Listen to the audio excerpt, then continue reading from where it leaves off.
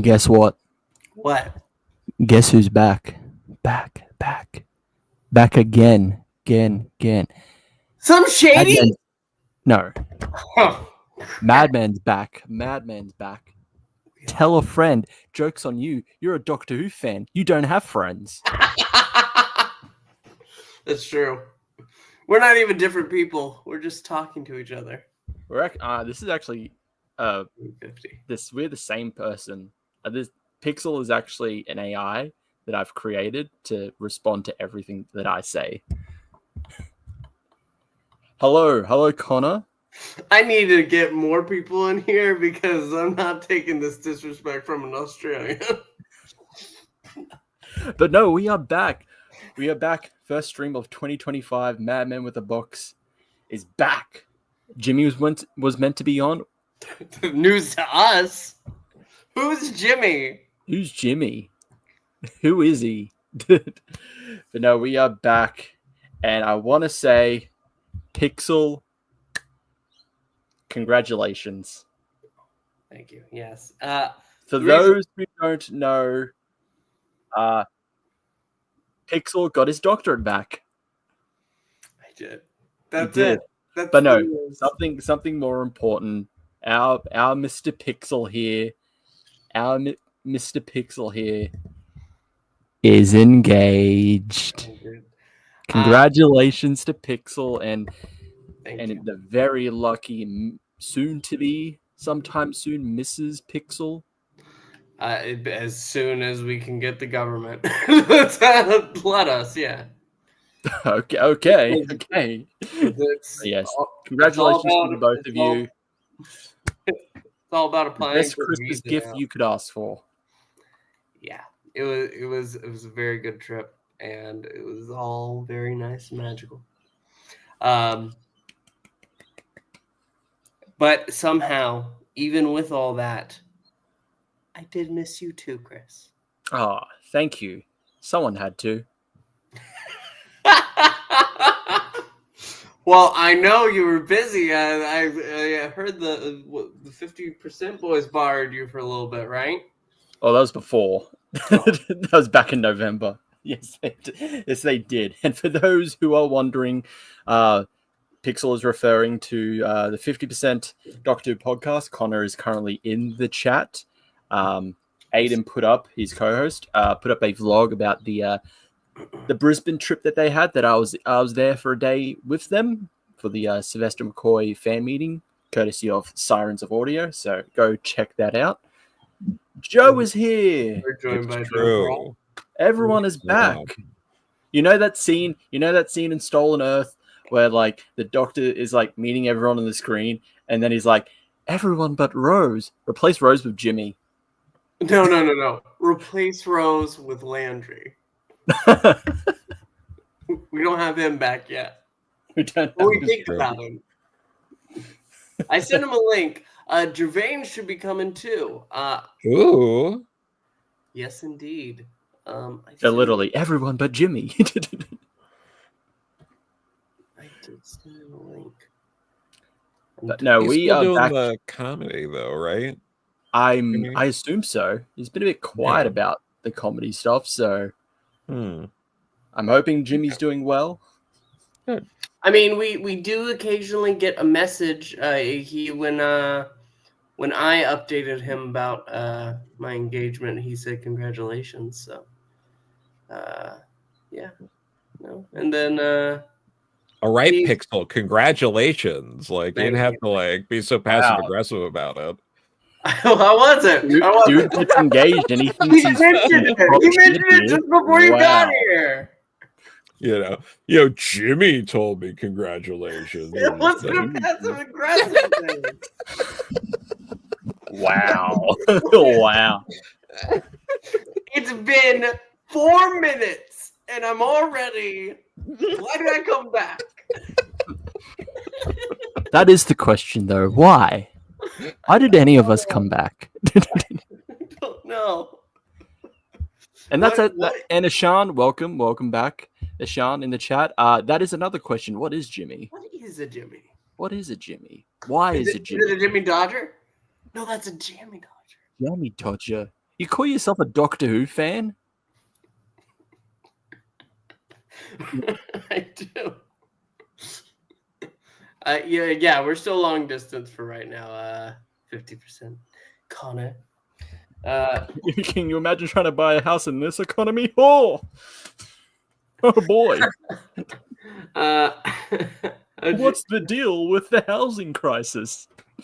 I'm not to make the entire podcast about it, but we need to fill time. We've only got 3 pieces of news before we talk about Joy to the World, so we might as well kill some time. When I arrived, pretty much her best friend was there, and we went ahead to help pick me up, and then she had to return stuff for work because she got a new job, project manager, a local advertising firm, and I basically hatched a plan with this best friend, and we went ahead and planned a dinner with her and some of her friends, and we pretty much got it all arranged, and I went ahead. I don't have a picture of the ring anymore, but actually, I'm going to show a picture from my phone to the because I can. Did I cut out? No. And ignore the line. Well, you spent all your money on something. It definitely wasn't the phone. It's a Pixel 8. I don't know what happened, but that line... Pixel getting the Pixel 8? Wow, so on brand. It shouldn't have that, but... That's yes, me getting the phone for $12. Thank you, Connor. It's been an exciting end of the year, beginning of the year, and all that. Okay, well, I can't be the only one who's been doing things. What other things have you been up to, Chris? Me, I put content on this channel. Yes, you did. You're welcome, everyone. So go definitely check out those. Was it 4? Yeah, 4 videos, I believe I did. Yeah, I did one on Wanton Future. I did one on Sleep No More. I did one on 73 Yards. Oh, no, maybe it was only 3. Yeah, I think it was only. I think it was only 3. I did. No, I have a 4th one planned. I just need to finish editing it, and it's going to be about. It's going to be about season 1/series 14. Although I could leave that video closer to when season 2 comes out. Maybe that might work, like algorithm wise, numbers wise. Connor, so I guess it's just me, Chris, and Jimmy are single now. Boys Club, single. Woo! I say as I'm incredibly depressed. Don't worry, we'll find someone, Connor. And I guess someone for Jimmy, but... different someones. Or maybe the same, I don't know. I'm not into that. Right. Okay. I'm not into that. But no, we are back here to talk about Joy to the World. Well, mainly everyone else's. I already did a video. Maybe that was the 4th video. I did a review on Joy to the World. There we go, 4th video with a 5th video plan. So yeah, everyone else here is going to be talking about Joy to the World. But before that, we do have some news, I guess, because Doctor Who sometimes gives us news. I don't know why they bother. Well, let's go ahead and chime in the new year with some news talking about the Chimes of Midnight. Apparently, they're doing novel adaptations of certain Big Finish releases. And one of them is the Chimes of Midnight. Fantastic story. Yep, I love that one. Mm-hmm. It's really damn good. Yeah. And as Sean says, we have come full circle. Now Big Finish is getting adapted. Ooh. How the turns have tabled. I'm very excited. And you can go ahead and see there's a little note here that mentions the other piece of news, which is Jubilee being the other Big Finish adaptation that's coming. Yeah, both by Robert Shearman. Yes. I mean, if you want to pick two stories to be adapted, you go with the two of the best ones by the same writer. So if you want to get around like rights issues or something, it's like, hey, we just go to the one dude. Just go to the one guy. So but isn't this actually like the fourth adaptation of the Jubilee story? I guess, because you have what? Because there's the original incarnation. Yeah, there's a Dalek, right? That's Dalek. And then there's the Target novelization of Dalek. Okay. Yeah. And so then this is the novel adaptation of the Big Finish story. So Sean says Holy Terror and Scherzo next. Holy Terror, I'd be fine with. Scherzo as a story only works in audio. Yeah. Because it's Paul McGann and India Fisher. It's the Eighth Doctor and Charlie together by themselves, and it is a purely audio-based story. I don't think it works. It does not work being like visually. It does not work written. It only works as audio because the whole point is that they can't see anything. Like they are totally blind, so they can only really hear each other, and there's only like very brief moments they can see something. So it being like described, like written in a written form, it doesn't work. I don't think Scherzo would work like that.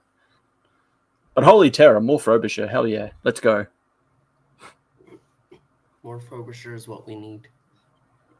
I agree. The only other real piece of news that we have is ratings.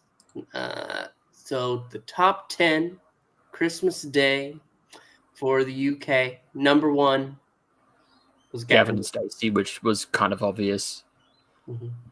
Wasn't it like the series finale? It was like a return. I thought it was a finale too. It was like a Christmas special, like revival or something like that. I don't know. I don't watch Gavin and Stacey. I'm not supporting James Corden, so. Then Wallace and Gromit, which I need to watch because I also still need to watch that. I think it comes out on Netflix next week. I think, at least for me here in Australia. So heard really good things. Good things. Then Call the Midwife, which is very enjoyable. I have called the midwife a few times. And then in fourth place is Doctor Who. Overnight audience rating 4.0. I guess Doctor Who is dying, guys. It only got fourth place. Wow, it only got 4.11 and then 5.91 million each. Oh no. Guys, Doctor Who is dying. I told you, the YouTuber that put a big circle that says dying next to a picture of Doctor Who, they were right. So it's not bad. Fourth place, but it was going up against Gavin and Stacey and Wallace and Gromit. Yeah. I'm surprised. Yeah. I know, I feel like at this moment, EastEnders and Coronation Street, I'm actually surprised they're beneath Doctor Who, because I would feel like they would at least be a bit more popular. Yeah. That new Wallace and Gromit movie, though, is pretty fun. Oh, you've seen it? Yeah, it's on Netflix. Oh, I guess I need to go watch it then. It's fun, yeah. I can. Yeah, you can. I can. Use your privilege. Yeah. Oh my god, it's available for me too. I know what I'm doing later today. There we go. I'm watching it. We're gonna Hell yeah. We're turning this stream, and we'll have live reactions as we're watching it. You can't watch it with. It'd be more enjoyable than Joy to the World. Oh, I do have to say, yes, the new Wallace and Gromit movie is definitely better than Joy to the World. I mean, we have the viewing ratings here. It definitely is by 2 spots. Yes. Okay, I wasn't even getting into that. Okay, I hadn't listened to your thoughts. I was waiting to hear it organically from you. Spoilers, Chris. I made a video on the day it came out. We can't help that you didn't spend Christmas Day enjoying time with your family, Chris. Because it came out on Boxing Day. Tomato. Sorry, I stepped away from fighting my family and friends to watch Doctor Who on Boxing Day. All right? Sorry, I spent time away putting people into boxes to watch Doctor Who. So I only watch... Here's the thing. Over in the Philippines, I didn't have access to Disney+. Yeah, no, that happened to me when I was on my trip last year. So I had to wait. I had to wait until I got to Japan to watch. What was it? Empire of Death, and I'm like, wow, there's no point to waiting for this. So I watched it finally yesterday, and I guess I can go ahead and put this down, and we can talk about it. Great. Do you want to start us off then, Joe? Or I mean, I guess I could. Joy to the World.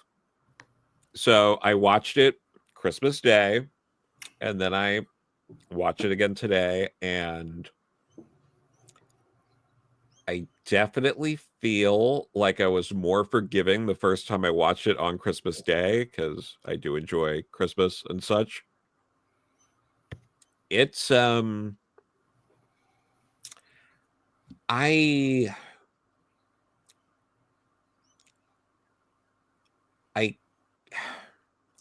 the story structure itself is fine.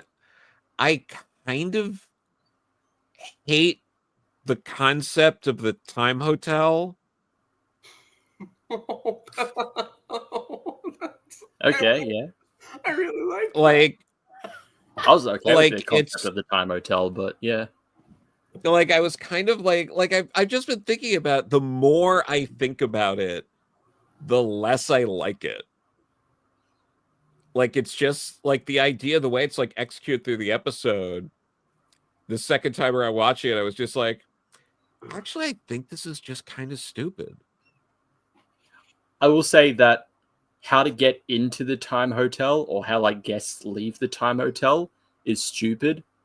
Oh, there's always that extra door that's in a hotel room. It's like, I hate what hotel that rooms so are you much. staying at? What hotel rooms are you staying at? There is no extra door. There's always it's insane. No, there isn't, Pixel. Yes, there is. No, there isn't. In a hotel room, there's always that extra. What fucking hotel rooms are you going to? Every hotel room I've been to, there has never been an extra door that just doesn't open.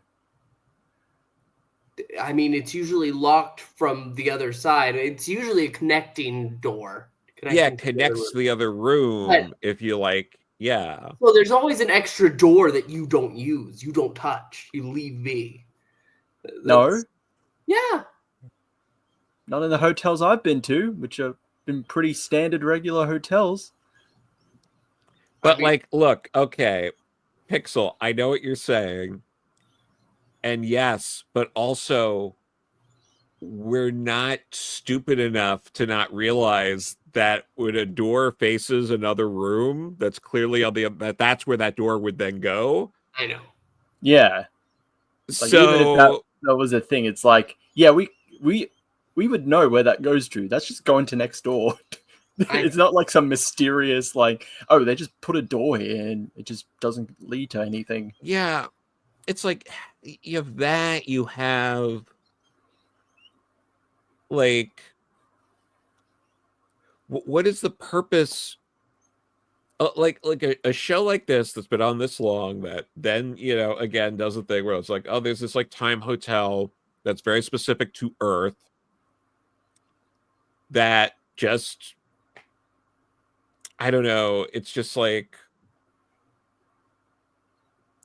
what is the part, like, it really felt like the time hotel has no other purpose than to exist solely so the doctor has a way to have this very specific story happen.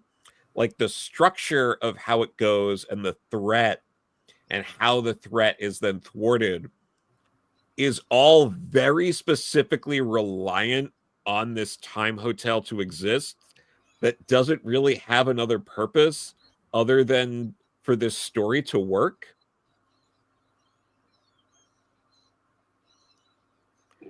So like it really like takes away from the overall thing for me, because I'm like, this story is the the start of and end of its own problem.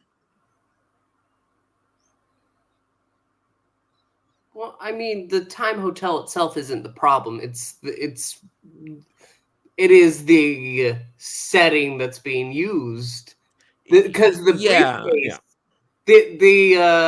the briefcase is being pulled through the time hotel because it's the quickest source of time travel that what is it, Villengard can access to get it back 65 billion years. Yeah, I'm just like, I get it, and I get that you're more forgiving in this moment of it, and that's fine. I'm not saying that's bad. It's just like it exists specifically for this, and then I don't understand how my point's not gettable. It's a very gettable point. Like it exists for this, and then the TARDIS also conveniently doesn't work because they go over the whole thing where it's like, oh well, I can't use this because the paradox and the way the time hotel works. So it's like you create this situation where there's this like time hotel where then the TARDIS doesn't work for no real like it's all just like it's done. Like the reason is so the doctor has to work at that hotel for a year and you get that whole bit. But it's a lot of stuff that's like, well, it's just very clunkily engineered for me. Like I get Doctor Who does these sort of things and comes up with like excuses and things for the stories that happen.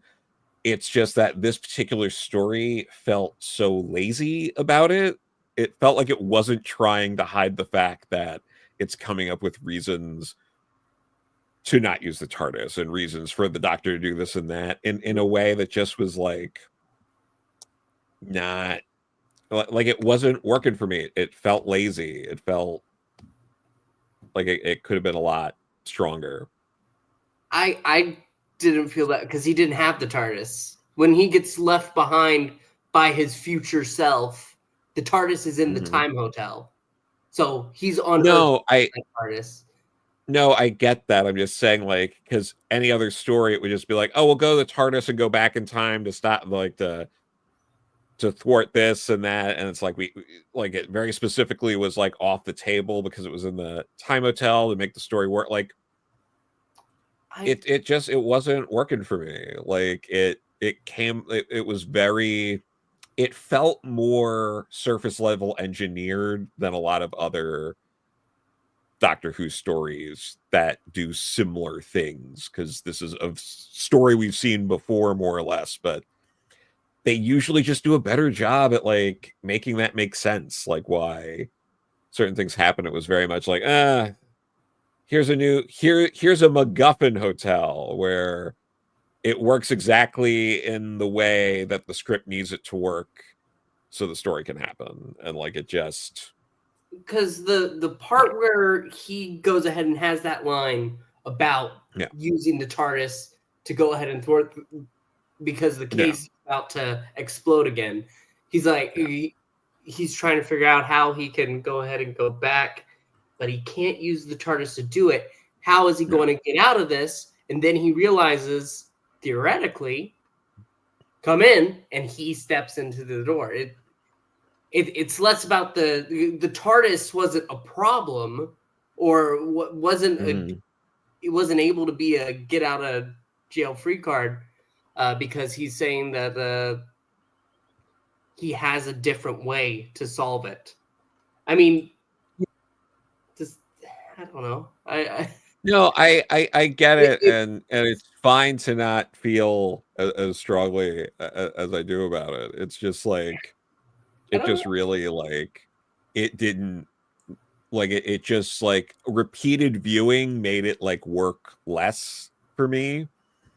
And my biggest problem with this episode really comes down to, I think, the execution of the end part where she merges the star with herself and then she becomes star. That part was a little iffy for me, but the scene itself, like everything that's being said and all, that's fine. I know a lot of people online saw that as a very nice moment, but it was just something in the execution that just felt off.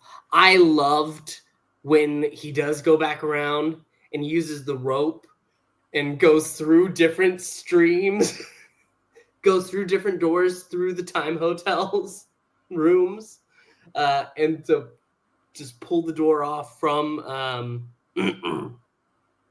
what does he tie it to? The Orient Express. You tossed the rope. The Orient Express. Yeah. Yeah. For some reason, I don't know why I imagined it around the TARDIS. And I saw it yesterday. But no, it felt fun.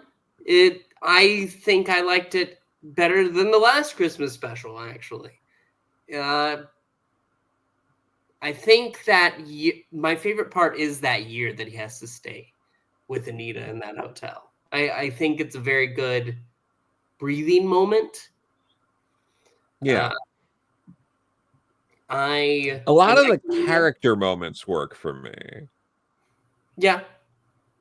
And that's the key thing there. Whereas it feels like it's two different stories because of that, though. Because you have this 20 minutes that's dedicated to him going ahead and staying on Earth. And then action, space, time adventure on the beginning and the end.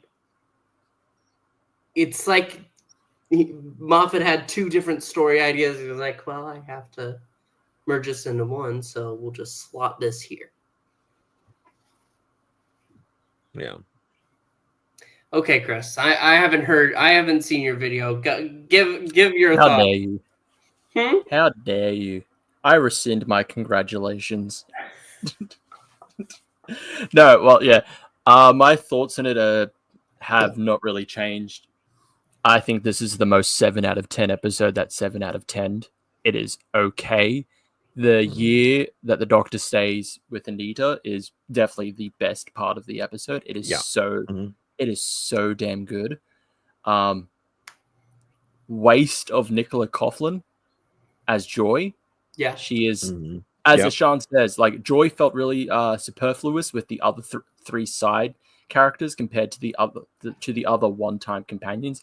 Yeah, like everything that's been leading up to this Christmas episode, she is pushed as and promoted as the one-off Christmas special companion, and she's barely in the episode.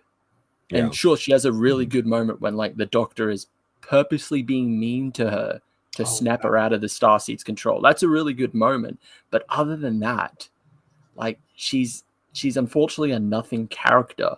So when it leads into that ending where she merges with the Starseed, I just feel like I don't care. If this was actually built up a bit more and we actually had the whole Starseed being sentient and wanting to be free as an actual thing that happened in the episode, I think it would have worked better. But no, that whole Starseed thing comes out of nowhere. You only get like one tiny seed where Joy like opens it up and it's like, I'm here.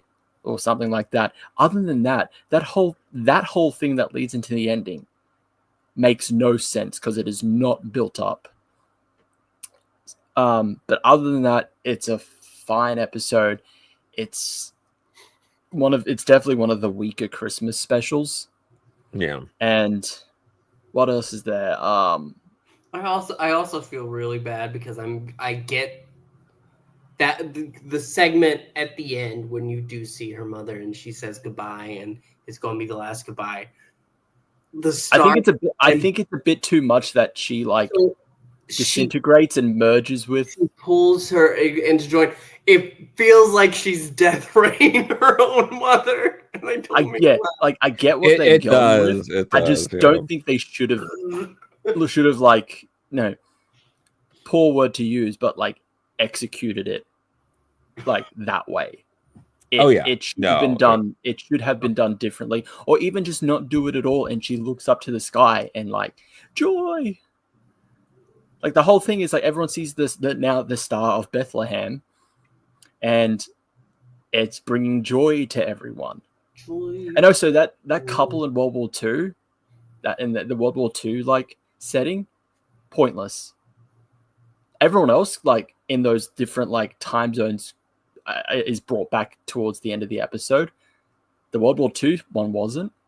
Yeah, they do show up in the scene to go ahead and talk about hope. Yeah, they do, but I'm talking about the scene of when it leads into opening the tomb to get to the Star Seed. I don't remember them being there because you have the what was it, the Everest team? You have the woman on the train.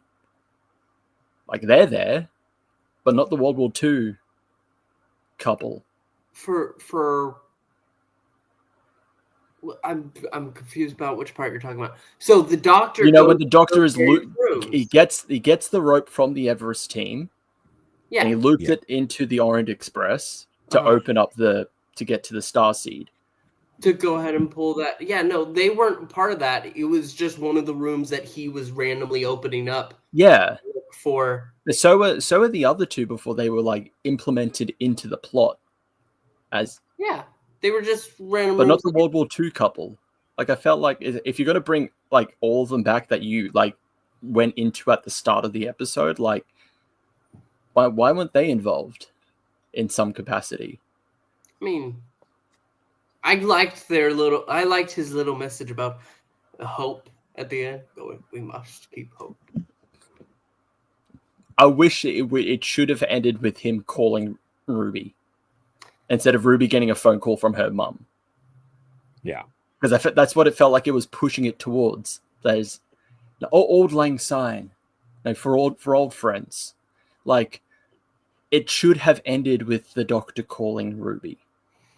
But I know they're going to leave it for them reuniting in season 2, so I feel like that's why it wasn't done. But it felt like it should have been that, not her getting a call from her mum. I get the point of it opens up now and they go ahead. Oh, you come highly recommended. How would you feel about running the Time Hotel? And nothing phases this woman. Nothing phases her. Lizard man. Oh, it's just another Tuesday. It's great. But then she gets offered that Time Hotel. I was like, I don't know about that. I will say again, Doctor is weirdly contrasting himself. When the Silurian dies, and he's just so emotional about it. But then on the prospect of Joy possibly dying, he's like, no, shh, I'm dealing with this. It's don't put those scenes right next to each other. Well, so he knows. I know the Doctor is confident and he's going to close it anyway, but it comes off as jarring. As you have this scene where the Doctor is upset that this Silurian has a Silurian that he doesn't know. He knows that it's a Silurian and the importance of this Silurian being the manager, but being in tears, upset about the Silurian dying. But then on the prospect of Joy possibly dying, that it would kill her if he didn't close it. He's I'm trying to figure this out. Well, one was dying to dead and one was not actually. But still, if you want to do that, don't put them right next to each other, those scenes. It weirdly comes off as the Doctor being like, one is kind of more important than the other. I know that's not the intention and that's not what it's built as, but one could view it as that. So, I mean, at that point, Joy was was hypnotized by the case and saying, and now he will go ahead and disintegrate and join the greater collection. And that's when he goes into, no, don't say that. He's a Silurian. You're a Silurian. You're one of the best things. I don't know. It didn't feel that jarring to me. The most jarring thing was the death ray. That's the part that gets me. It looks like a death ray. Even if she had just looked up and said it, like you said, that wouldn't have hit the same way as... I don't know. I get the sentiment. I do. But it wasn't executed properly. But I still enjoyed most of this episode. Like it has its problems, but it's a fine episode. It's not the best Christmas special, but it's okay. Like I said, it's a 7 out of 10 episode. And it's not Moffat's best. No, definitely not. Definitely not. Like Moffat, I know you can do Christmas specials well, but then I remember he can also do Christmas specials bad. It's true. But still better than the New Year's specials. But no. Yeah. Sorry. Okay, so you said 7 out of 10. Joe, do you have a number for today? Yeah. I mean, 7 out of 10 is fair. I'm going to give this a 6.5 out of 10. I was really hoping for more. When I first watched it, I probably would have given it a 7 out of 10, but it just like some of the stuff that annoyed me first time annoyed me more. So. I'm so sorry, man. I did not hear the beep, and I have my screen. Oh, not a problem at all. I figured you guys were cooking because you were. Yeah.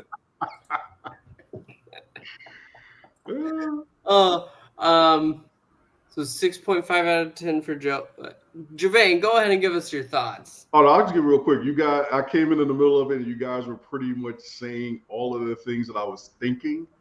To me, this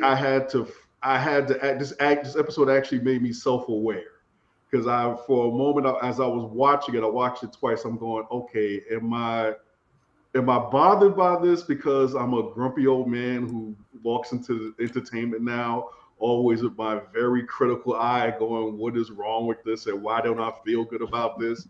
And I think a lot of what you guys were saying there was a lot of good stuff throughout it, but the execution was just off.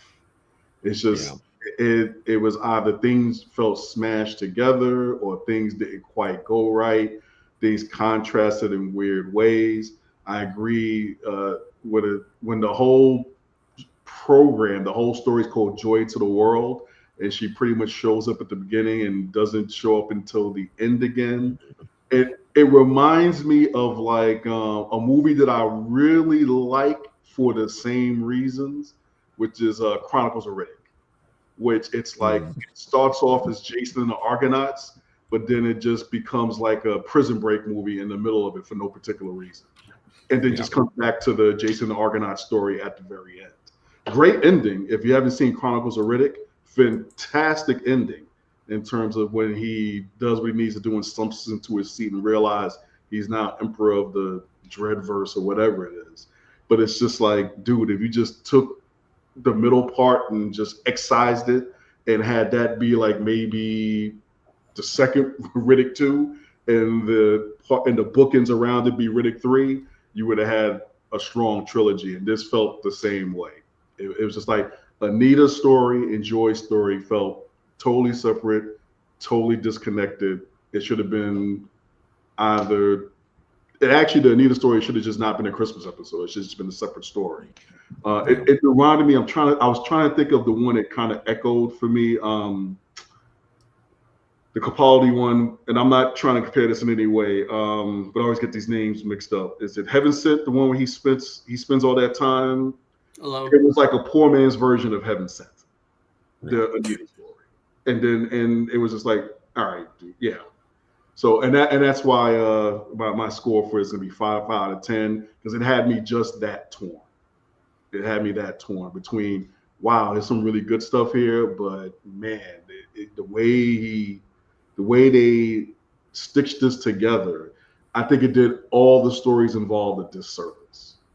And I go with Chris's point, where you have even to the World War II couple, where he's right. It's like with the whole scene where he's doing the rope, they're not in that scene at all, and so there's nothing that connects them to the story other than oh yeah, there's those two old people in the beginning, and it's like yeah, it's just yeah. It's you don't hate it, but you don't love it either. And so yeah.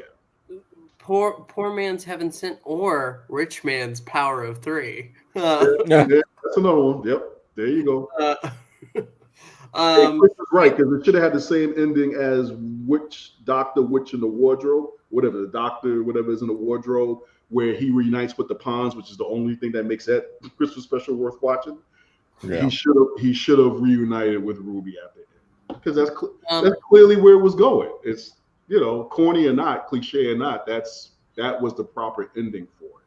You don't have him sitting in a room hotel. You don't have him bust Joy out for like what kind of miserable person, even though he's trying to get her mad, goes to a hotel room like this on Christmas. Then she points out, well, you're the one who sat there for a whole year. So what does that say about you? He literally tells himself, all right, you suck. And then basically the one thing he's supposed, and she literally tells him, hey, I think Anita does too. Go get a friend. And then he doesn't go get the friend. It's like, okay. Don't worry, he gets the new friend. Yeah, he gets exactly. He gets the new friend. Who maybe doesn't want to be there. Which I will say, I'm excited about that. We're coming back to a companion who just doesn't want to be there. Yeah. Tegan energy, I'm all for it. I love that. Of course you do, you Australian. No. Yes, I do. Gevain, do you have a number for this? Yeah, I'm gonna give it a 5 out of 10 with an asterisk. I don't disagree with the 7 that I heard. I don't agree with the 6.5. I just have to say for me it's a 5 because I just felt like this could have gone either way, and I think you walk away from it feeling like, man, I should like this more. And maybe in some cases I should hate this more, but I don't. Yeah. I personally I'm going to go 7.5 out of 10 because I did like everything. Like both parts, even with the parts that I wasn't too big on, it's still a solid episode for me. I don't know. I don't know what else I could really say. I liked it.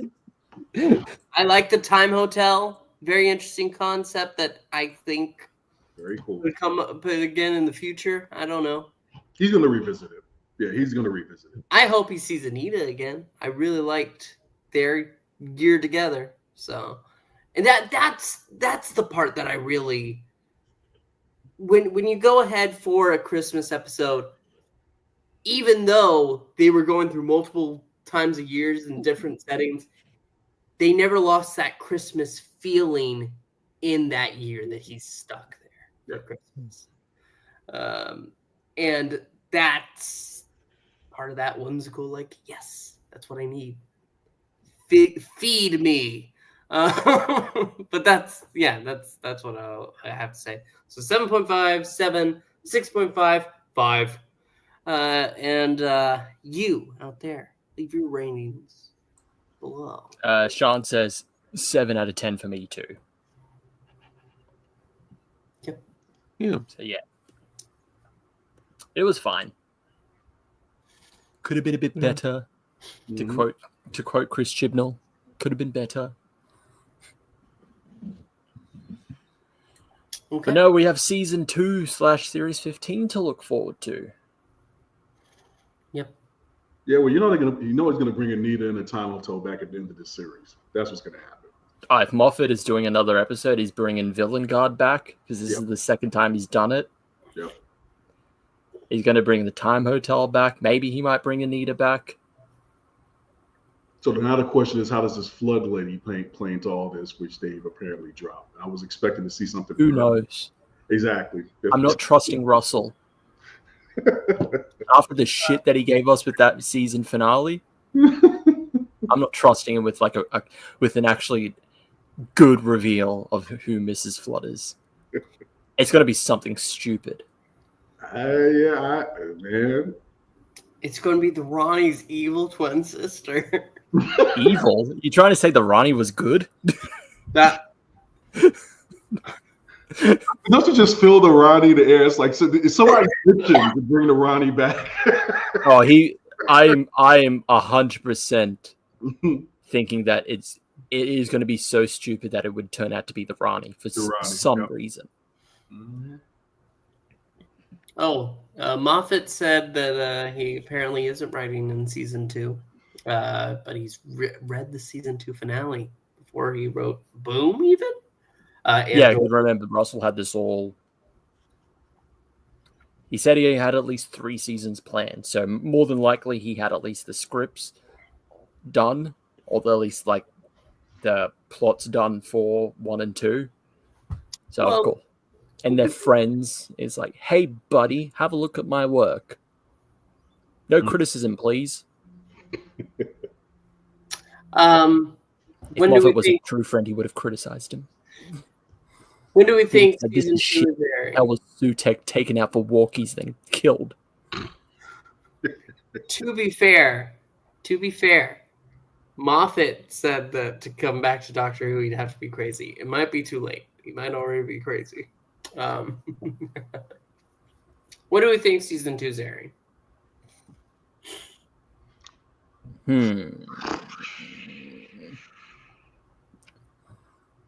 I would assume same as last year. Yeah. So what was it, like April, May? I think May, right? Or yeah, it was maybe. You don't think they're going to go head to head with Stranger Things? The last 6? Oh, yeah, that's true. And I don't know. I think Russell might be stupid enough because he thinks like Doctor Who could be the next big Stranger Things. No. I'd get it in before that. Do you really care about Stranger Things anymore? Oh, man. If it wasn't for this writer's strike, that last season was great. What are you talking about? It had its moments, but I mean, 3 was peak. Well, 3 to me was peak. But it's like, 4 was not. I'm gonna watch it to see how it ends, but it should have been a 1-season show. You think that first season is great? No, that's true. If they didn't end it with like a kind of a cliffhanger, like I actually would have been fine with it just being 1 season. I think it's a show that went on for too long. Wow. I thought even with season 4, I think if they wanted to end it, they should have just ended it in season 4. But the fact they left it on oh no, it's not done, it's not over. It's like, come on, really? You're dragging this out. They're not convincing teenagers anymore. Okay, now I'll give you that because my teenage daughter is now, as they're rewatching and preparing for 5, I will give you this. They do realize that 2 and 3 you can live without. That you literally did not do 2 and 3.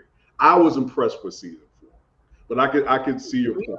I could see you could go from 1 to 4, and you probably could have you could have ended it with 4. But I'm still looking forward to 5. Really? I don't think they're gonna get. I don't think 2 should go up against 5. I liked 2 more than 3. Well, 2. The problem with 2 was that whole Chicago episode where 11. That was awful. That was terrible. It was like it totally deflated. That was in season 2. Season. Yeah, that was season 2. Yeah, when they diverted at a critical plot point. Yep. To do a whole episode, nothing to do with the main plot. Nothing.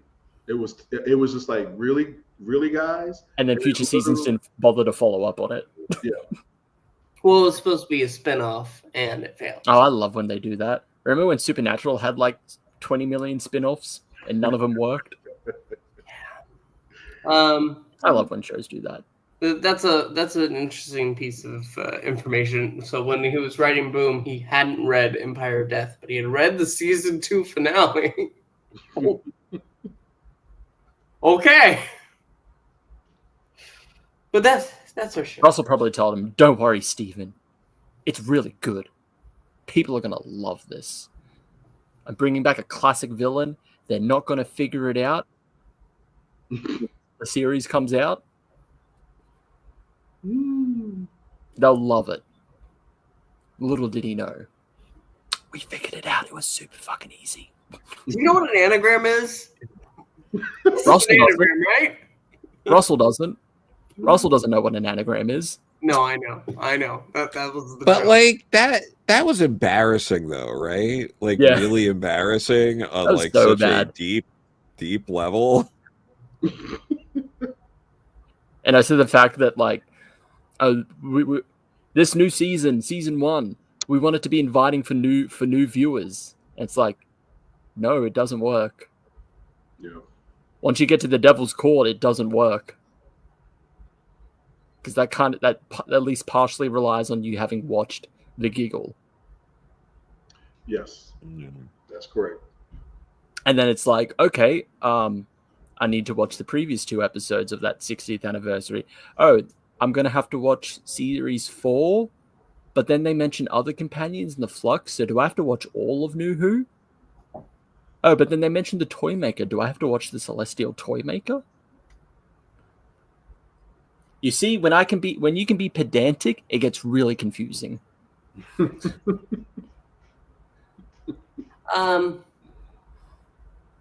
I don't know. Season 2, there's still a little bit of, there's a little part of me that is hoping that it can be good, but the problem is they started filming and like it was written before season 1 was released. They started filming during season 1, so any of the criticisms that we've had of season 1, Russell wouldn't have seen.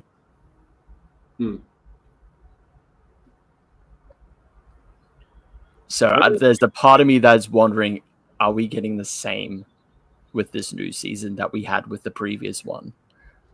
And I'm a bit worried because season 1 is a very mixed bag. Yeah. Do you think season 1?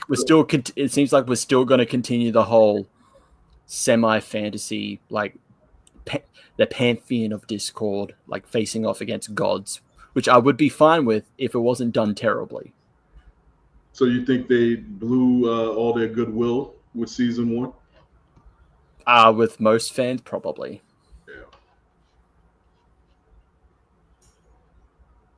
Yeah. But who knows? Doctor Who suffered through worse. Hell, the show was cancelled. Can't get any worse. Cheated people.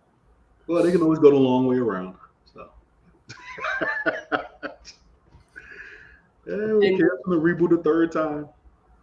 Yeah. Do we have any opinions on the trailer? I like the trailer. Yeah, no, it looked very interesting. So there's still a bit of me that's excited, but I'm coming in a bit more cautious than I was with the previous one. Yeah. It is not that I don't like him as Who. It really isn't. I mean, if one thing with the current Doctor Who is that you see it. He has his moments. You get that passion, that grace and mercy that's such an important part of the Doctor is there on full display. The almost hating himself, but also realizing he's got to give himself room. That's the one thing I liked about the whole let me bust in the room and yell at myself through the hotel door thing. It's just that it may be something where just the writers are just not going to do this particular incarnation of Who. They're going to do him a disservice. That I think that's at the end of the writer, and he's the showrunner. Yeah, it's because I haven't, to anyone, the Who fans that I know, there isn't like this viscerally like reaction that Jodie got, which I thought in a lot of ways was unfair. But I understood where it was coming from. I understood where it was coming from in a bunch of levels. But with I don't like mispronounce people's names with a name like Gevain. With Akuti, I don't think anyone's holding this against him, because he is coming off like the Doctor. It's just the Doctor in very poorly executed stories. It's like you see the potential. With Jodie, I think people did not see the potential after the first series. But with even though Ruby's a weak companion, I still think people see the potential in him as a Doctor. So, well, I mean, Jodie had potential. It was all in that first episode. Yeah. The only good episode. The only good episode. Yep. The only good episode. And then right after that, it all falls. Yep. Sorry, I just get pissed off at that every time. Oh, no, yeah. No, that's exactly right. We got it. We got it. Because it's such an amazing start. It's a fantastic start to a new era, and to drop the ball like that. Even though I really do like Church of Ruby Road, it is not as good of a start as The Woman Who Fell to Earth. Sure. But que sera, sera. So I guess that is it. We have reached the end of the stream. We have given our thoughts on Joy to the World. A bit late for most of us, but you've got them.